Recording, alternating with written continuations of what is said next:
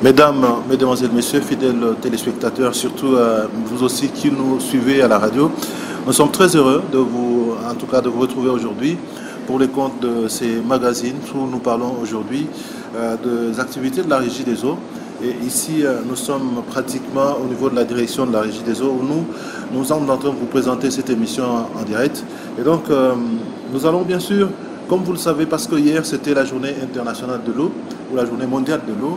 Et donc, vous le savez aussi, l'eau, c'est la vie, c'est comme ça qu'on le dit. Et donc, ce n'est pas seulement parce qu'on le dit ainsi, parce qu'en fait, il faut dire que là où il n'y a pas de l'eau, il n'y a pas de vie. Et donc, nous sommes là aujourd'hui pour parler effectivement de l'eau, l'eau qui donne la vie, l'eau qui garantit la vie aux êtres humains, qui leur permettent de vivre le plus longtemps possible. C'est avec les directeurs de la Régie des eaux que nous allons bien sûr essayer d'aborder cette question aujourd'hui. Monsieur le directeur, bonjour. Bonjour, monsieur le journaliste. Nous vous remercions parce que vous avez accepté de nous accorder un peu de votre temps aujourd'hui pour que nous puissions aborder cette question qui est en fait une question très importante au niveau de la ville de Mbuji-Mayi. On le sait, ça fait depuis très longtemps que la population de la ville de Mbuji-Mayi peine à trouver de l'eau. Aujourd'hui, il faut rappeler que hier c'était la journée de l'eau, un peu partout dans le monde.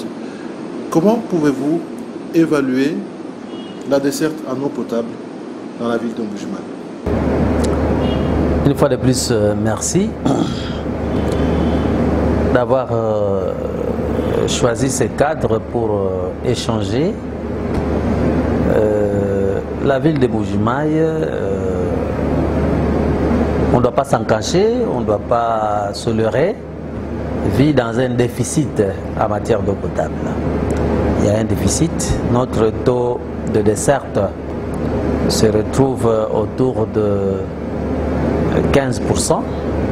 C'est pas fameux, mais si cette précarité en matière de desserte d'eau potable est vécue en ce moment, il y a plusieurs causes.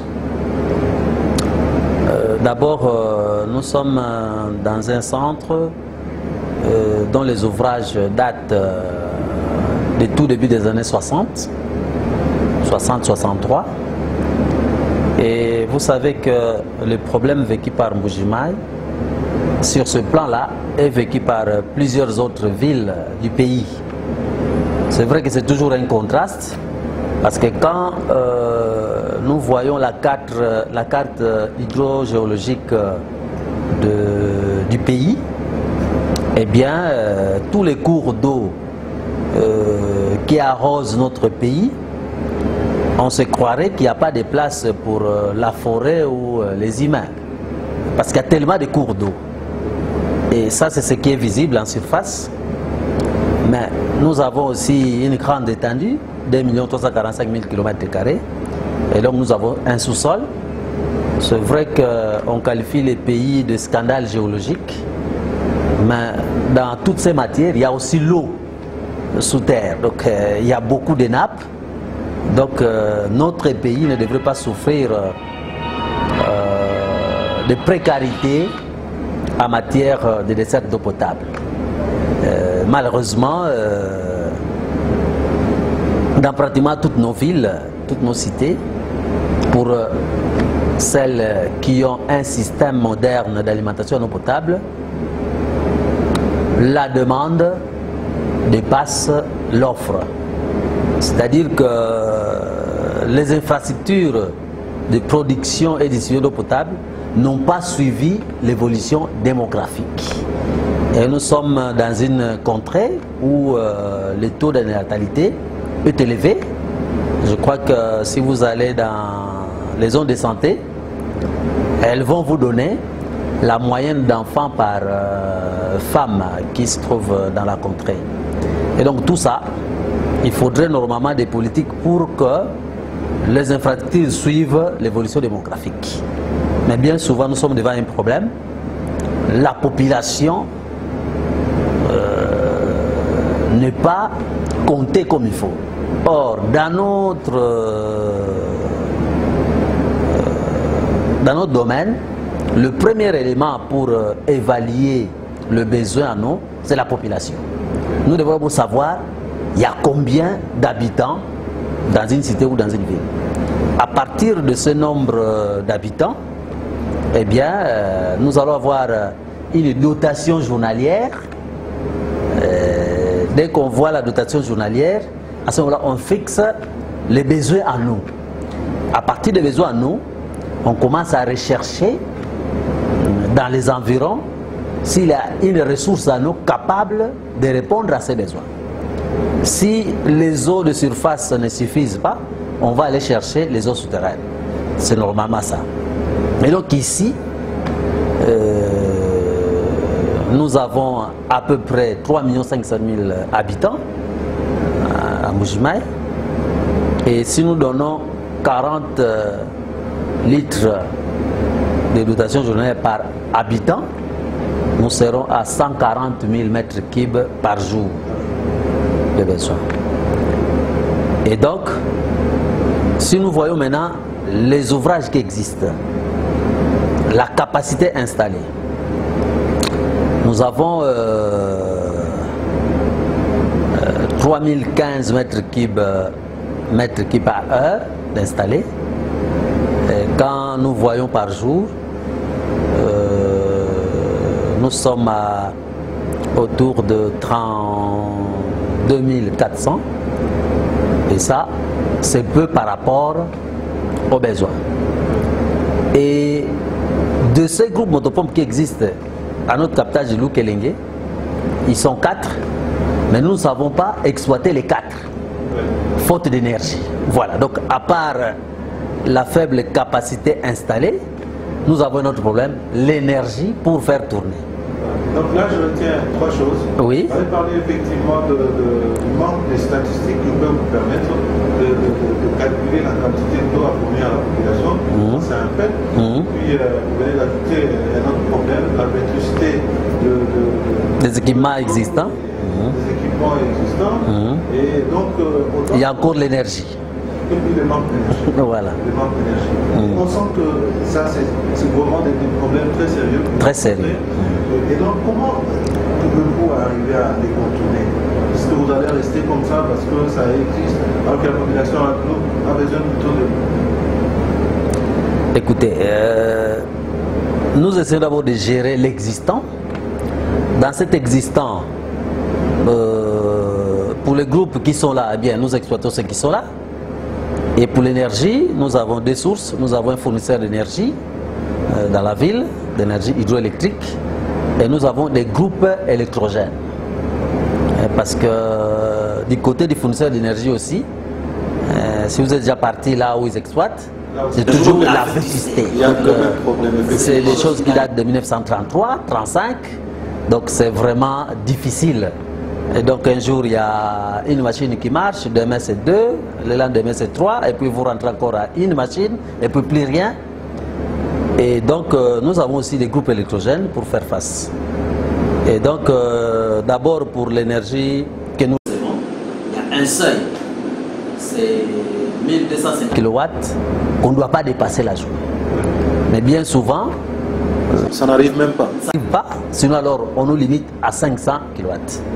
Et plus récemment, on a encore donné un horaire où nous ne pouvons recevoir ça que lundi, mercredi et samedi. Est-ce que, monsieur le directeur, cet horaire-là est respecté? Si les machines qui doivent fournir cette énergie sont obsolètes, comment on peut respecter un horaire comme ça? Donc malgré la volonté des hommes, mais les jours où on veut donner, la machine tombe en panne. Bon, alors, donc c'est difficile. C'est pour ça que je dis parfois à nos amis, mais votre horaire là, ça ne sert à rien. Donnez ce que vous pouvez, parce que les jours où vous allez me donner, si ça tombe en panne, à ce moment-là, nous perdons. Alors, à côté de ça, nous avons des groupes électrogènes. Nous avons 2 groupes électrogènes à Loukelenge, de 1000 kVA chacun. Donc nous avons 2000 kVA là-bas. Et à Bakwara-Panga, nous avons 2 groupes électrogènes aussi, de 400 kVA chacun. Nous avons 800. Et chaque groupe, en fait, le groupe de Loukelenge peut consommer jusqu'à 180 litres par heure de gasoil. Et celui de Bakwara-Panga, 104 litres par heure. Et donc, si vous mettez les deux unités en marche, parce qu'on ne peut pas fonctionner avec une seule unité, puisque l'eau, nous la récupérons de l'eau Kelenge, elle vient ici, il y a une station de pompage, nous mettons les produits désinfectants, les pitch chlore, et après il faut refouler, il y a encore besoin d'énergie. Et donc, les deux unités nous prennent 284 litres par heure de gasoil. Demandez le prix du gasoil dans la ville, vous allez vous rendre compte de ce qu'il faut. Bien souvent, les recettes que nous faisons, c'est en deçà même de 7 heures minimum que nous pouvons faire. Et ça, c'est aussi une autre grande difficulté que vous rencontrez. Il me semble que, en tout cas, la population n'a pas la culture d'acheter de l'eau. En tout cas... Et qu'est-ce que vous faites pour amener cette population à avoir cette culture-là, d'acheter de l'eau? Bon, c'est-à-dire que nous essayons d'abord de dire que l'eau est incontournable et nous avons la mission de donner l'eau potable, donc la population qui nous fasse confiance. Mais au-delà de la confiance, en fait, des séances comme ça, c'est là où on explique que l'eau qui coule au robinet, il y a beaucoup d'éléments qui entrent. Il y a une technicité, il y a des machines, il y a l'énergie, il y a les hommes, il y a les produits. Donc, au bout du robinet, cette eau-là a un prix de revient. Oui. Toutes les charges qui entrent pour produire le mètre cube, et on se retrouve avec un prix de revient. Malheureusement pour nous, le prix de vente est inférieur au prix de revient. Surtout dans cette contrée où nous utilisons plus l'énergie autoproduite. Pourtant, le tarif de vente d'eau ici est reçu de la région générale, qui, elle, s'aligne sur l'hydroélectrique. Et donc, c'est vraiment un problème. Bon, nous faisons notre mieux pour gérer l'existant. À part la production ici, nous avons aussi un problème au réseau. Les réseaux aussi investissent. Et donc, il y a des quartiers où les érosions ont emporté nos conduites. Il y a des quartiers où il y a le vandalisme, on a volé les conduites. Il y a des quartiers où on perfore nos conduites pour avoir de l'eau. Et donc, vraiment, c'est des problèmes multiples. Et nous avons aussi des abonnés qui n'aiment pas payer, malgré les efforts que nous faisons. Et nous avons déjà des gros abonnés ici qui détiennent des grands montants, qui ne bougent pas et qui ne payent pas. Et donc, tout ça, ça amène encore la difficulté dans la pérennisation d'un bon service de distribution d'eau potable. Alors, vous avez dit comment nous contournons.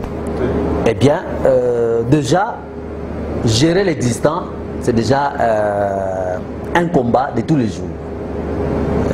Vous vous rappelez, le mois dernier, nous avons fait jusqu'à 5 jours sans pouvoir donner de l'eau. Et c'était scandaleux. Scandaleux. En fait, on s'est retrouvé avec des pans de nos groupes électrogènes. Et après, notre fournisseur d'énergie nous donne un horaire. On a les courants les lundis, le mercredi, et on attend de recevoir les samedis, ça ne vient pas. Dimanche, lundi, on est déjà le 5e jour sans eau. Voilà en fait ce qu'on a connu. Mais il y avait un projet effectivement de construction d'un mini-barrage qui devait appartenir uniquement à la Régie des eaux. C'était juste pour les besoins de la Régie des eaux. Où est-ce qu'on en est? Oui, je vais revenir à ça. Laissez-moi d'abord expliquer ce qui existe.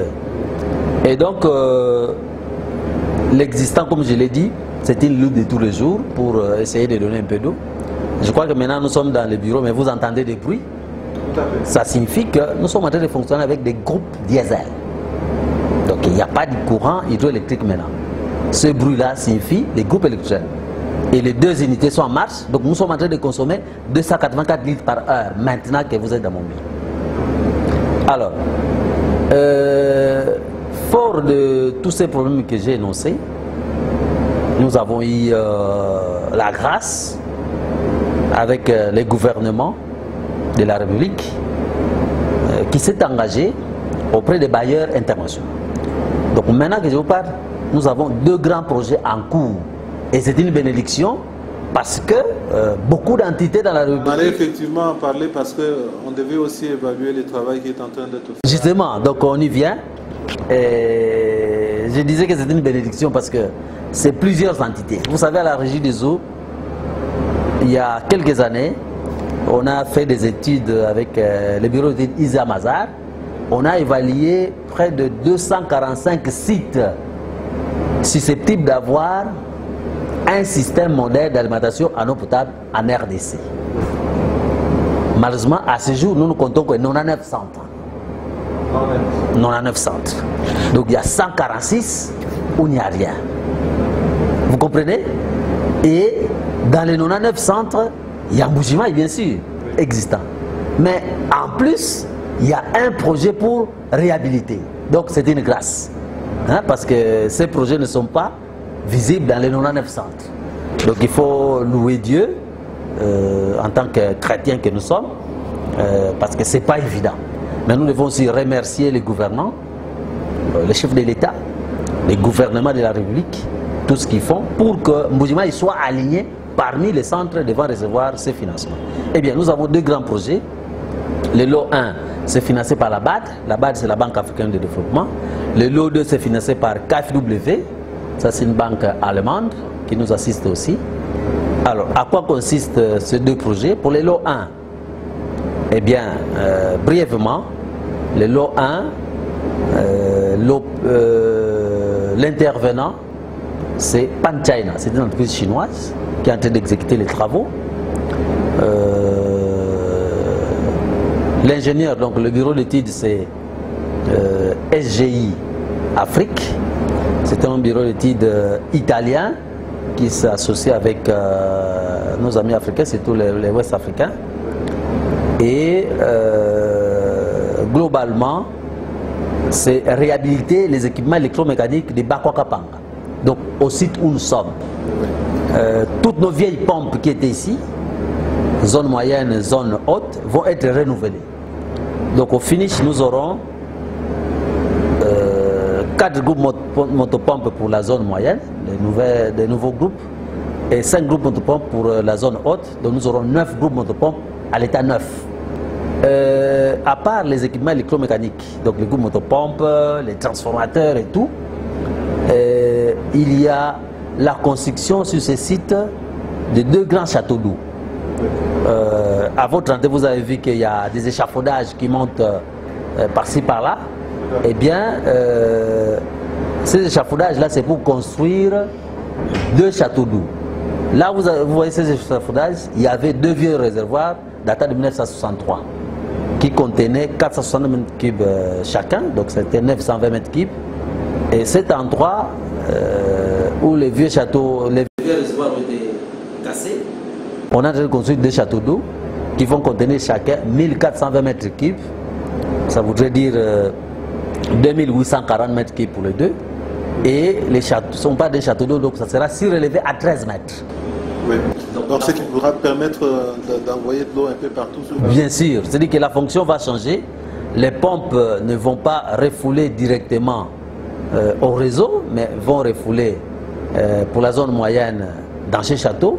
Et toute la partie de d'Ibindi, de Mouya et une bonne partie de Dioulou sera servie par ces châteaux. Donc gravitairement. Donc, nous constatons qu'il y a des conduites qu'on est en train de placer aussi à bien sûr, de Kanchi. Est-ce que la commune de la Kanchi est aussi concernée? La commune de Kanchi est concernée doublement. D'abord par le lot 1, parce qu'il y a des conduites qui vont passer par Bakwa Diangake, qui vont aller jusque vers Ersnel. De l'autre côté, là, c'est déjà Kanchi. Et à part les châteaux d'eau ici, ce lot 1 a prévu de poser aussi une grosse conduite de 500 mm, en lieu et place d'une conduite de 350 mm. Donc nous passons d'une grosse conduite primaire de 350 mm à une grosse conduite primaire de 500 mm. En fond ductile, de cet endroit jusqu'à Chilomba. Chilomba, c'est au niveau de Dioulou. Et toujours le lot 1 prévoit de poser plus de 180 km de conduite. C'est-à-dire que c'est le renouvellement. Toutes les vieilles conduites là qui existent vont être remplacées par de nouvelles conduites. Les vieilles conduites sont pour la plupart en acier. c'est corrodé, il y a des fuites par-ci par-là. Mais maintenant, nous sommes en train de poser des conduites en PHD. C'est un produit dérivé du caoutchouc, donc des plastiques, et bien, une formulation là solide. Et donc, toutes nos conduites... Vous estimez que ça peut rester longtemps? Très longtemps. D'ailleurs, c'est indestructible, ça va rester longtemps. Parce que ça ne se corrode pas. Bon alors, qu'est-ce qui va les détruire? C'est pas l'eau qui va les détruire, donc ça va rester. Sauf si l'homme décide de détruire lui-même. Sinon, de soi-même, ça reste autant d'années, même 50 ans. Alors, à part ce que je viens de dire pour les premiers lots, il y a aussi les renouvellement des branchements existants. Donc nous recevrons du matériel pour 6000 branchements qu'on va renouveler. 4000 pendant les projets. En particulier, ça veut dire que la population va facilement avoir de l'eau dans deux parcelles. Il y aura des nouveaux branchements. Quelqu'un qui a son branchement service, qui n'a pas de dette, on vient, on remplace tout. Alors, attention, j'ai dit qui n'a pas de dette. Qui n'a pas de dette. Parce que nous voulons se profiter pour que les gens viennent payer. Parce que comment voulez-vous qu'on renouvelle tout alors que vous n'avez jamais payé, hein? C'est ça. Alors, il y a aussi 500 bornes fontaines qui sont prévues de construire. Vous savez que le niveau de vie des populations est vraiment faible. Donc ceux qui sont plus nombreux, qui n'ont pas la possibilité d'avoir un branchement particulier chez eux, on va disséminer 500 nouvelles bornes fontaines pour leur permettre de s'approvisionner en eau. Alors, ça c'est pour le lot 1. Alors, le lot 2, financé par KfW et exécuté par CGCD, une entreprise chinoise encore, et avec la mission de contrôle VC Afrique, là, ce lot 2 va voir poser une conduite d'un 500, faut dit-il, à partir de Bakwa Kapanga ici, jusqu'à Maréchal. Donc ça va dépasser sur l'eau jusqu'à Maréchal. Donc là, nous comprenons que c'est pour cette partie de la ville d'Mbujimai qui n'a pas de l'eau, surtout du côté de Bipemba, partout là où il n'y a pas de l'eau. Alors, toujours ce lot 2, dans le cas de ce lot 2, on va construire 2 châteaux d'eau encore à Chilomba. 1063 mètres cubes chacun. Les deux feront 2126 mètres cubes et s'y relève encore à 13 mètres. Alors vous voyez au niveau des Dioulou là-bas, Chilomba, vous avez des gros châteaux d'eau, voilà, et on se relève encore ça à 13 mètres. Donc ça va arroser toute la partie de Dioulou, la partie de Kanch, même la cité Miba, Kanch et tout ça, jusque vers Kalarawangata, tout ça, toute cette partie sera arrosée. De l'autre côté, vous pouvez prendre l'avenue des cathédrales, jusque plus loin là-bas, toujours ces châteaux-là. Oui, même les cités Miba va arroser. Alors, à part ça, toujours dans l'eau 2, il y a la construction d'un réservoir de 1063 mètres cubes à Bipemba, donc site Maréchal. Et là, c'est un réservoir semi-enterré qui va encore arroser toute la partie là, à partir du Maréchal, jusqu'à Kalalawangat et jusqu'à l'aéroport. Alors, toujours dans le cadre de ce projet, de ce lot 2, nous aurons, donc cette entreprise va faire des interconnexions avec les ASIREP. Vous savez qu'il y a beaucoup d'ASIREP, donc des associations des usagers de l'eau qui ont des forages par-ci par-là. Nous faisons seulement que prévenir, parce que la gestion des forages, c'est une haute technicité.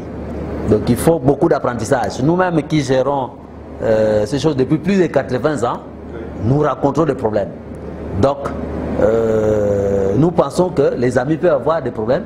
Donc nous allons déjà mettre la connexion de ces ASIREP, même FOMI, même MIBA. Donc nous allons interconnecter les réseaux pour que si eux, ils ont une difficulté, ils prennent notre eau, on va mettre des compteurs et ils peuvent revendre. Une très bonne nouvelle pour la population. Oui, oui, donc nous aurons tellement de l'eau ici que nous aurons l'ambition de leur fournir de l'eau. Donc on ne casse pas leur activité, on leur donne seulement les produits à un prix négocié et eux revendent comme d'habitude. Parce que comme il y a déjà libéralisation du secteur de l'eau, nous ne pouvons pas aller nous imposer là où ils existent déjà. Donc là où ils existent, on c'est avec leur réseau et nous leur apportons les produits à portée des mains, à prendre ou à laisser. On ne va pas aussi les forcer à prendre. Hein? Donc on va mettre les connexions et puis on ferme. Si vous voulez, on ouvre, ça vient, on facture. Et à part ça, il y aura aussi des branchements particuliers et des bonnes fontaines qui sont prévus aussi dans le cadre de celui-là.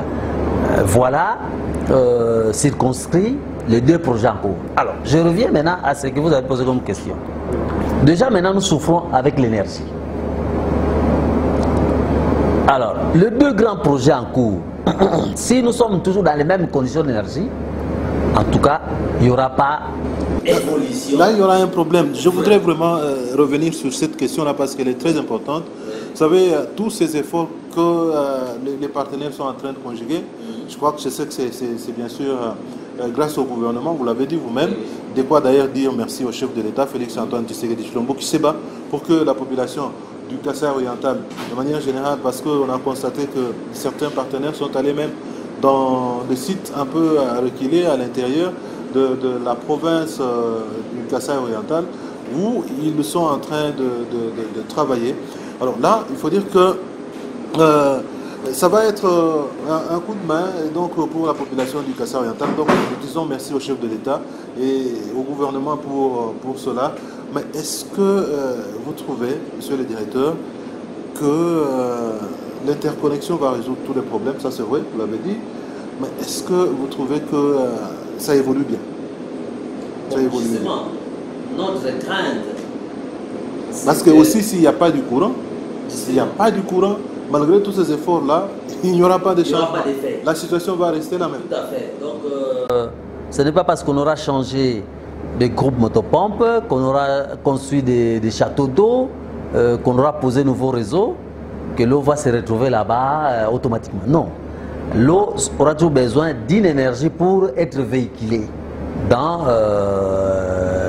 tous ces réseaux qu'on pose dans les grands châteaux d'eau. Et voilà pourquoi la crainte, c'est que si la situation d'énergie ne bouge pas par rapport à ce qu'elle est maintenant, c'est peine perdue. Et dans ce cadre-là, il y a déjà un projet qui date de 2015. Comme quoi, une portion du site Tchala devrait servir à l'implantation d'une nouvelle centrale hydroélectrique. Ces projets datent. Il y a eu beaucoup de péripéties jusqu'au jour où, lors du compte rendu d'un conseil des ministres, nous étions tous surpris, agréablement, que dans la communication de son adjoint, le chef de l'État, il a parlé de ça, que la région était éligible d'un projet financé par KfW de plus de 20 millions d'euros, mais que depuis 2015, rien n'est bougé. À ce moment-là, bien sûr, il a donné des ordres pour que ça bouge. En fait, bon, où en sommes-nous, je ne sais pas encore, mais au moins, pour les bailleurs de fonds, c'est que ces domaines-là quittent les domaines privés, qu'il est maintenant, et se trouvent dans le domaine public de l'État. Et pour qu'après l'État cède à qui il veut, pour qu'on ait les barrages. Et c'est là le problème. Pour l'instant, il y a encore des pourparlers. Il y a une commission déjà sur pied qui sont venus voir la situation. Nous espérons que les choses vont bouger. Dans ma position ici, je ne peux pas vous dire à quel point on est, parce que pour moi, en tant qu'exploitant, ce qui m'arrangerait, c'est voir les travaux commencer. Voilà. C'est tout le monde, c'est pas seulement vous, parce que même nous tous nous disons, mais pourquoi ça traîne? Et le jour où le chef de l'État a dit ça au Conseil des ministres, et le jour où nous avons suivi les ministres de la communication prononcer ça, nous nous sommes dit, ok, ça va. Même certains de nos députés étaient très contents. Ils ont dit merci au chef de l'État parce que c'était une très bonne décision qu'il venait de prendre. Mais quand ça traîne aussi, ça c'est un problème parce que les travaux sont en train d'évoluer. Et là, si on arrive à la fin des travaux sans qu'il y ait l'énergie, ça posera toujours des problèmes. Donc, comme je l'ai dit, pour moi qui suis exploitant, c'est voir les travaux commencer et voir les travaux aboutir et bénéficier de l'énergie. Les autres aspects, ça dépasse mon niveau d'exploitant. Voilà, en tout cas, mesdames, mesdemoiselles, messieurs, je rappelle que vous regardez votre télévision. C'est bien sûr la télévision Fraternité Buenamontou. Nous sommes en train d'aborder la question de l'eau, l'épineuse question de l'eau sur la ville de Mbuji-Mayi. Vous le savez, ça fait plusieurs années qu'on a vu nos mamans sillonner avec des bidons jaunes.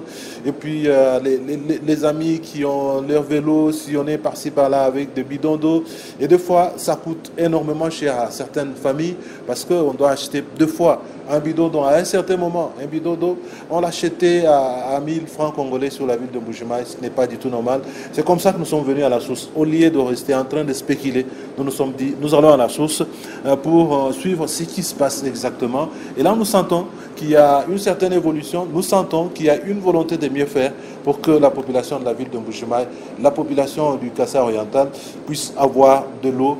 Et ça, c'est un coup de chapeau qu'il faudrait en tout cas dire ou présenter aux responsables de la régie des eaux qui nous reçoit aujourd'hui parce que nous sentons que lui aussi, il veut que les choses puissent marcher. Alors, je crois que la population attend quelque chose au cours de ce jour parce qu'il faut dire que la journée de l'eau, c'était hier, mais aujourd'hui, les problèmes de l'eau se posent encore sur la ville de Mbuji-Mayi. La population voudrait finalement avoir un message clé, un message qui peut redonner de l'espoir. Tout l'échange que nous sommes en train de faire devrait, à mon avis, être porteur d'espoir. Parce que quand on voit des travaux en cours, qui ne sont pas en cours par-ci par-là, et donc c'est déjà un espoir. Dans cet espoir-là, nous voulons un accompagnement de la population pour s'approprier de ce qui se fait dans le cadre sécuritaire. Nous ne voulons pas que pendant qu'on est en train de chercher des solutions, que le peu qui existe soit détruit. Je crois que j'ai évoqué tantôt des actes de vandalisme, des gens qui volent le tuyau, qui trouent. Comment déjà une situation déficitaire va encore être empirée, va s'empirer par la faute du bénéficiaire. Donc c'est ça le problème. Et l'autre problème que nous avons ici dans cet accompagnement, vous savez, ces jours-ci, nous avons un gros danger. Notre site de captage, à Lukelenge, là d'où nous tirons de l'eau, là où la source généreuse peut nous donner jusqu'à 4 mètres cubes par seconde. C'est-à-dire 14 400 mètres cubes par heure, au-delà des besoins de la ville. Et maintenant là, je vous dis qu'il y a un danger là-bas. Il y a des exploitants clandestins, des exploitants miniers qui sont en train de chercher les diamants juste là où il y a notre digue. La terre est étendue, il y a des endroits, mais on ne comprend pas comment ils viennent de choisir seulement notre site pour aller chercher des diamants. Et maintenant donc notre digue est en danger. Avec leurs dragues motorisées, ils font des galeries qui, si ces galeries atteignent le bassin captant, eh bien, toute l'eau qu'on retient là-bas pour être pompée va se retrouver dans la Loubi Blanche. Et là, vraiment, c'est l'occasion pour que nous soyons accompagnés dans cette vie. Parce que on dit l'eau, c'est la vie. Et si, dans la recherche de diamants, on veut sacrifier la population par la perte de ces sites, parce qu'on veut à tout prix chercher ces diamants. Mais qu'est-ce que ces gens-là ont dans la tête? Vraiment, c'est un danger. Les diamants, ils l'auront, ils mettront en poche pour eux. Mais l'eau qui est là, c'est pour toute la ville. C'est pour 3 500 000 habitants. Et donc là, vraiment, nous avons déjà saisi beaucoup d'autorités. Il y a même déjà la police sur site. Et donc, vraiment, la dernière fois, notre avocat conseil est descendu là-bas entre 1h du matin et 4h du matin et a surpris ces gens en train de travailler. En train de faire le travail. Donc, vraiment, c'est un problème. Ça nous dépasse. Parce que nous ne sommes pas outillés pour sécuriser comme ça face à des chercheurs de pierres précieuses ou je sais pas moi quoi. Nous sommes des exploitants de l'eau. Nous n'avons jamais eu des pensées comme ça là-bas. D'abord, comment on peut savoir qu'il y a ces histoires là-bas? Pour nous, la richesse qu'on a là-bas, c'est la source qui donne l'eau, qu'on donne à la population. Il n'y a pas autre chose. Et donc, cet accompagnement-là, il faudrait qu'on préserve l'existant, qu'on préserve la ressource à nous. Parce que si cette ressource disparaît, tous ces travaux qu'on fait ici, c'est fini. Bien, mesdames, mesdemoiselles, messieurs, je crois que vous avez suivi ces cris qui est lancé par les directeurs provinciaux de la Régie des eaux, ici dans la province du Kasaï oriental. C'est très important. Là, nous demandons aux autorités qui sont en train de nous regarder et ceux qui sont en train de nous suivre de comprendre que c'est vraiment important de sécuriser ces sites. Parce qu'au fait, il faut dire que la population qui se trouve dans la ville de Mbuji-Mayi dépend de ces sites. Et donc, si nous privons à cette population de l'eau parce que nous avons besoin de pierres précieuses, nous commettons une grave erreur qui va nous coûter très cher plus tard et nous allons sentir que nous nous sommes trahis nous-mêmes. Et donc, nous avons trahi les chefs de l'État qui se battent pour que nous puissions avoir de l'eau. Et donc, je crois que les grandes autorités du pays qui ne sont pas ici avec nous, qui font un effort pour que nous puissions avoir de l'eau, ils ne vivent pas avec nous. Ça, on doit se le dire. Mais si nous-mêmes, nous sommes en train de détruire le peu que nous avons, je crois que nous n'allons jamais avancer. Et là, ça ne va pas être une très bonne chose. Et là, monsieur le directeur, je crois que c'est un travail que nous allons faire à notre niveau. D'ailleurs, nous prenons un engagement pour dire que dans la plupart de certaines émissions que nous présentons, nous allons évoquer ces sujets pour décourager les personnes qui sont en train de déranger ces sites. Parce qu'au fait, tous, nous espérons avoir de l'eau. Et quand il n'y a pas de l'eau, nous savons nous-mêmes ce que nous disons de la Régie des eaux. Nous savons nous-mêmes ce que nous disons. Et nous savons nous-mêmes ce que, des menaces même que nous proférons. Donc, aux autorités de la Régie des eaux, nous disons, ils ne veulent pas nous donner de l'eau. Et donc, nous comprenons en fait que des gens qui font des choses comme ça, eux-mêmes, ils sont en train de saboter le travail qui est en train d'être abattu ici dans la province du Kasaï oriental, à la grande satisfaction d'ailleurs de beaucoup de personnes de bonne volonté qui regardent, qui se disent, au moins cette fois-ci, la province du Kasaï oriental peut espérer marquer les pas vers le développement. Et donc, monsieur le directeur, nous vous disons merci parce que vous avez accepté de rester avec nous aujourd'hui et d'échanger avec nous et surtout de nous livrer ces informations que nous n'avions pas, mais que nous venons d'avoir maintenant. Je crois qu'à notre niveau, nous allons faire un effort. Peut-être un message parce que pendant que les choses sont en train de se dérouler, pendant qu'on est en train de faire des travaux, il y a aussi des gens qui préfèrent ne pas utiliser, par exemple, certaines choses qui sont données pour le travail, et qui préfèrent deux fois, même par exemple les ciments, des tuyaux, des choses comme ça. Il y a des gens qui au lieu d'utiliser ça comme il se doit, ils préfèrent les utiliser de notre manière. Je voudrais que vous puissiez aussi conscientiser toutes ces personnes qui sont en train de travailler pour que, en fait, les ouvrages qui vont être réalisés puissent être des ouvrages durables. Merci encore pour cet aspect. Eh bien, quand je parlais de la population qui doit s'approprier des travaux, c'est dans tous ces compartiments-là. Vous voyez des Chinois qui quittent leur pays là-bas, venir travailler. Vous voyez la Banque africaine de développement qui finance. Vous voyez l'Allemagne avec KfW qui finance. Maintenant, nous-mêmes, les bénéficiaires, au lieu d'orienter ces ressources là où il faut, nous nous rendons complices. Donc, je pense que la population doit veiller, doit être sur ses gardes pour décourager toute personne qui, au lieu que les ciments servent aux travaux dessinés ou les conduites, risque de prendre des chemins détournés. Ce n'est pas bon. Dans tous les cas, pour l'instant, nous, pendant les travaux, nous ne sommes pas encore propriétaires de ce qui se fait. La Régie des eaux attend que les travaux se terminent et puis il y a ce qu'on appelle réception provisoire et réception définitive. Donc pour l'instant, la responsabilité est partagée entre l'entreprise qui fait les travaux, la mission de contrôle, les représentants du maître de l'ouvrage. Pour les projets financés par la BAD, c'est prise, c'est-à-dire que c'est une structure du ministère du Développement rural. Et pour le lot 2, là, la région est elle-même représentant délégué du maître d'ouvrage. Donc tout le monde, nous faisons faire un effort pour que le matériel qui est entreposé, destiné à cette réhabilitation de nos ouvrages, n'échappe pas au contrôle, ne soit pas utilisé à autre chose. En tout cas, c'est tout ce qu'il peut faire. Mais laissez-moi terminer aussi par dire que nous sommes en train de gérer l'existant. L'existant nous coûte de l'argent. Donc chaque fois que vous avez 1 mètre cube d'eau, même si vous aurez voulu avoir 10 mètres cubes, veuillez payer ces 1 mètre cube que vous avez reçu. C'est vrai que le besoin est encore grand.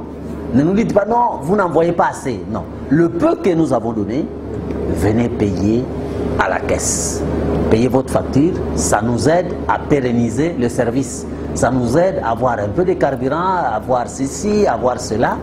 Et c'est très important que l'abonné ou la population ait l'habitude de payer ce service-là. Parce que quand nous ne donnons pas ce service, quand nous sommes dans l'incapacité, faute d'énergie, faute de panne, nous voyons la colonne qui se forme jusqu'à Lokelindi. Des jeunes filles, des gens avec des bidons. La fois passée, on a même vu une jeune fille amener 2 bidons sur sa tête, 25 litres x 2, mais c'était une grande charge. Et la pente qu'il y a là-bas. Il y a le problème là-bas, des filles, des femmes violées. Bon, c'est-à-dire que justement, quand il n'y a pas ces produits, nous nous plaignons. Mais quand le peu là arrive, payons. Ça, c'est de bonnes manières. Voilà. Donc c'est de cette belle manière que nous terminons, mesdames, mesdemoiselles, messieurs, cette émission et donc ce magazine.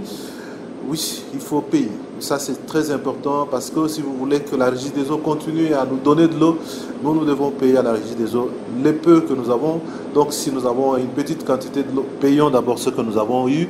Et donc, ça va nous permettre d'avoir encore un peu plus de l'eau plus tard. Monsieur le directeur, encore une fois de plus, nous vous disons merci parce que vous avez accepté de nous accorder de votre temps pour que nous puissions échanger avec vous. Nous disons également merci à tous ceux qui nous ont suivis et tous ceux qui vont nous suivre un peu partout dans le monde parce qu'au fait, il faut dire que la télévision Fraternité Buenamuntu avec sa chaîne YouTube arrive un peu partout dans le monde. Je crois que vous avez suivi comment les choses évoluent ici dans la province du Kassai-Oriental, votre province, vous qui êtes déjà en dehors de la province.